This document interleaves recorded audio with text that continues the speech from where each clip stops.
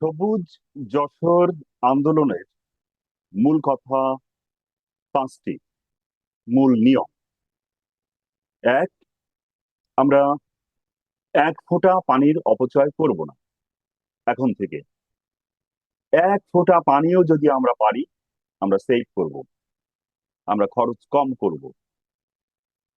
দুই, আমরা আমাদের বাড়ির ছাদগুলো বা আমার মার্কেটের ছাদ, শপিং সেন্টারের ছাদ বা একটা বিল্ডিং এর ছাদ আমি সাদা রং করে দেব। নিজের নিজের বিল্ডিং, নিজের নিজের স্থাপনা, তার ছাদগুলো আমরা সাদা রং করে দেব যত দ্রুত সম্ভব। সাদা রং করতে হলে এটা অনেক ব্যয়বহুল না। এখানে জিঙ্ক অক্সাইড, হোয়াইট সিমেন্ট, পাথুরে চুন এবং আঠা, এই চারটা জিনিস দিয়ে রং করতে হয় এবং খুব সহজ কাজ। কিন্তু এর ফলে যা ঘটবে, আপনার বিল্ডিংটা অনেক ঠান্ডা হয়ে যাবে। 10 ডিগ্রি পর্যন্ত হেরফের করতে পারে আপনার বিল্ডিং এর ভেতরের তাপমাত্রা এবং বিল্ডিং এর বাইরের তাপমাত্রা। তার মানে 1 নাম্বার, আমরা এক ফোঁটা পানির অপচয় করব না এখন থেকে। নাম্বার টু, আমরা আমাদের বিল্ডিং এর ছাদগুলো, প্রত্যেকটা ছাদ সাদা রং করে দেব।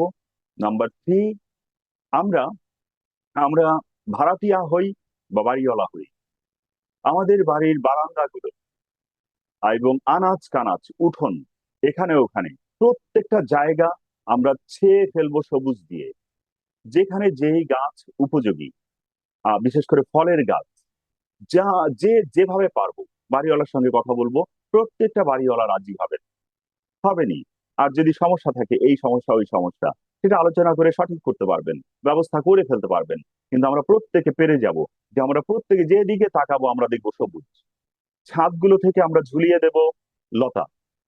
এই লতা আমরা সংগ্রহ করব, সেগুলো দিয়ে ঝুলিয়ে দেব। যখন লতাগুলো নেমে আসবে, ঢেকে ফেলবে দেয়ালটা, কি সুন্দর লাগবে, পুরো সবুজ দেখা যাবে এবং সূর্যের আলো ঢুকতে পারবে না আমার বিল্ডিং। ছাদে রয়েছে সাদা রং, তার উপরে গাছপালা, সাদা রং রিফ্লেক্ট করছে সূর্যের আলো, ফিরে যাচ্ছে আবার মহাশূন্যে, আবার সূর্যের আলোটা চলে যাচ্ছে। আমাদের যশোরে থাকতে পারছে না সূর্যের আলোটা, চলে যাচ্ছে। এবং সবুজে ঢেকে রেখেছে আমরা নিজেদের, একটা শান্তির একটা পরিবেশ আমরা সৃষ্টি করে ফেলতে পারবো। রাস্তাঘাট, রাস্তার পাশে যাদের দোকান, তারা ব্যবস্থা নেবেন নিজের দোকানের সামনে গাছ লাগাই দিতে। আমাদের অত ব্যস্ততার দরকার নেই, অত পরিবহন আমাদের দরকার নেই। শান্তিপূর্ণভাবে যেই পরিবহন চলতে পারবে চলবে, নয়তো যশোরে থাকার দরকার নেই তার সেই সকল পরিবহনের। অথবা আমরা এখানে সুন্দর বাসযোগ্য পরিবেশ সৃষ্টি করব। এটা তো হাইওয়ে না, এটা ছোট্ট একটা শহর, এখানে সব লোকজন বাস করে। অথবা আপনি বলছেন যে এটা highway, main road. Main road বলে যশোরে শহরে কিছু নেই। মেইন রোড যশোরকে বেষ্টন করে যেই রাস্তা রয়েছে, সেই রাস্তা হতে পারে আমাদের শহরের মধ্যে রাস্তা লোকজনের হাঁটার জন্য, কারণ এগুলো এলাকা লোকজনের। এখানে তার মামা, খালা, চাচা, ভাই বোন, বাচ্চা কাচ্চা সবাই ঘুরে ঘুরে বেড়ায়। বুড়ি আছে, বুড়ো মানুষ আছে, পাগল রয়েছে ঘুরে বেড়ায় রাস্তায়, বোকা মানুষ বাসায় গ্যাঞ্জাম করে এসেছে, অন্য মনস্ক মানুষ। এখানে আপনি এভাবে গাড়ি চালাতে পারেন না। যেমন খুশি আপনি মোটরসাইকেল চালাতে পারেন না, ইজি বাইক চালাতে পারেন না, রিক্সা চালাতে পারেন না। এখানে সিস্টেম বদ্ধ চলতে হবে। অতএব সেখানে গাছ থাকবে, আপনার চলাচলের জন্য গাছ বাধা, এসব আমরা শুনতে পারবো না। অতএব দোকানদার যারা রয়েছেন, দোকানের মালিক যারা রয়েছেন, তারা সামনে সামনে গাছ লাগানোর ব্যবস্থা করবেন। পাইপ রয়েছে তলা দিয়ে, উপরে কারেন্টের তারগুলোর কি ঘটবে, কারেন্টের তারগুলো মাটির তলা দিয়ে যাবে, এই ব্যবস্থা তারা করবে। এটা আমাদের বিষয় না। আর মাটি খোঁড়ার সময় অবশ্যই খেয়াল রাখবেন যে কোথায় মাটি খোঁড়া হচ্ছে, লোক ডেকে এনে মাটি খোঁড়াবেন, কোথাও পাইপ থাকতে পারে তলায়, এগুলো দিকে খেয়াল রাখবো আমরা।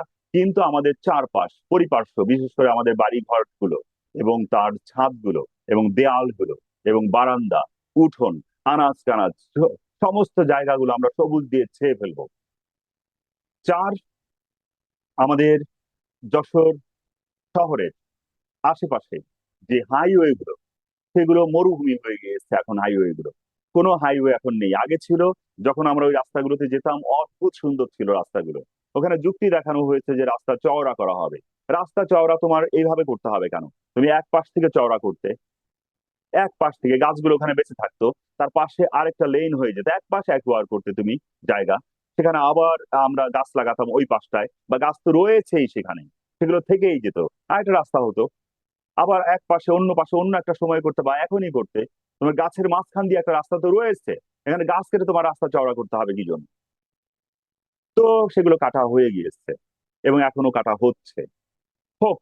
কিন্তু যেগুলো রয়েছে, যে কাজগুলো, সেগুলো অক্ষুণ্ণ থাক এবং আমরা গাছ লাগানো শুরু করি। তার মানে হাইওয়ে গুলো দায়িত্ব আমরা নেই, যার যা ক্ষমতা আছে, যশোরে যে ভাইয়ের যে বোনের যা ক্ষমতা রয়েছে, সেখানে গাছ লাগানো, সংরক্ষণ, সেগুলো পরিচর্যা করা এবং সেগুলো বাঁচানোর ব্যবস্থা করা আমরা যশোরের মানুষ আমরা করে ফেলবো। এবং আমাদের হাইওয়ে গুলো আবার ছায়া ঘেরা, ছায়া ঢাকা হাইওয়ে হয়ে যাবে মুহূর্তের মধ্যে। তার মানে এক, আমরা এক ফোঁটা পানি অপচয় করব না আজকে থেকে। দুই, আমরা আমাদের বাড়ির ছাদগুলো, আমাদের স্থাপনার ছাদগুলো সাদা রং করে দিচ্ছি। তিন, আমরা সবকিছু সবুজে সবুজে ছেয়ে ফেলবো। চার, আমাদের হাইওয়ে গুলোর দিকে আমরা নজর দেব। এবং পাঁচ, আমরা আমরা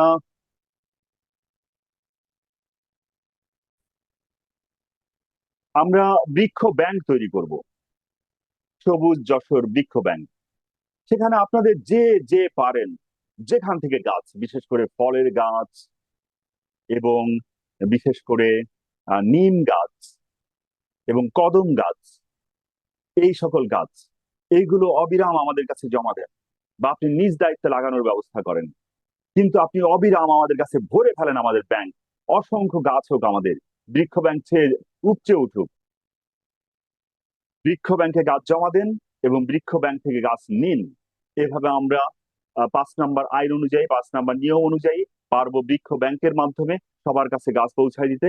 এবং আমরা প্রচুর গাছের মালিক হতে পারবো এবং গাছ দিয়ে আমরা ছেয়ে ফেলতে পারবো আমাদের মহাসড়ক গুলো বিশেষ করে, এবং যশোর শহরের আনাচ কানাচ প্রত্যেকটা কোণা। এই হলো আমাদের পরিকল্পনা। এখন কিছু পুরস্কারের ব্যবস্থা থাকা দরকার। তো প্রতি শুক্রবার আমরা যা করব, প্রতি শুক্রবার আমরা পুরস্কারের ব্যবস্থা করব। এই পুরস্কারটা হবে সাপ্তাহিক পরিবেশ চ্যাম্পিয়ন, সাপ্তাহিক পরিবেশ চ্যাম্পিয়ন, সবুজ যশোর সাপ্তাহিক পরিবেশ চ্যাম্পিয়ন। আপনারা যারা বৃক্ষ প্রেমী রয়েছেন, বছরের পর বছর ধরে কাজ করে যাচ্ছেন, সেই বৃক্ষ প্রেমী, পরিবেশ প্রেমী ব্যক্তিগুলো আপনাদের কাজগুলোর এবং নিয়মগুলো যেগুলো আপনারা শেখাতে চান, লোকজনকে জানাতে চান, সেগুলো ভিডিও, সেগুলো ছবি পোস্ট দিন যশোর নাগরিক সংঘ ফেসবুক গ্রুপে। যশোর নাগরিক সংঘ ফেসবুক গ্রুপে সেই পোস্টগুলো থেকে আমরা দেখব যে কে কিভাবে কাজ করছে, এবং সবাই, যশোরের অন্যান্য সবাই দেখতে পাবে কে কিভাবে কাজ করে যাচ্ছে। এভাবে আমাদের প্রতিযোগিতা বাড়বে এবং সেখান থেকে আমরা প্রতি শুক্রবার এই ব্যক্তি, এই ব্যক্তি, এই ব্যক্তি, এভাবে আমরা বিজয়ী ঘোষণা করতে পারবো। ওই সপ্তাহের পরিবেশ চ্যাম্পিয়ন হিসেবে তার হাতে পুরস্কার তুলে দিতে পারবো। এটা একটা পুরস্কার। আর একটা পুরস্কার হলো, যে তার বিল্ডিংটাকে সবার আগে বা তার দোকানটাকে সবার আগে সবুজ করে ফেলতে পেরেছে, যেই ব্যক্তিটা, সে তো নিঃসন্দেহে যশোরের প্রথম।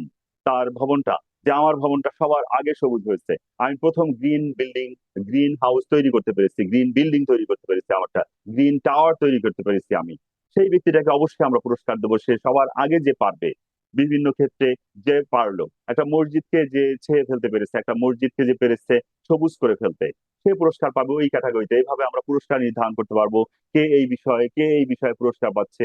এইসব পুরস্কার আমরা দিতে পারবো নিয়মিত ভাবে।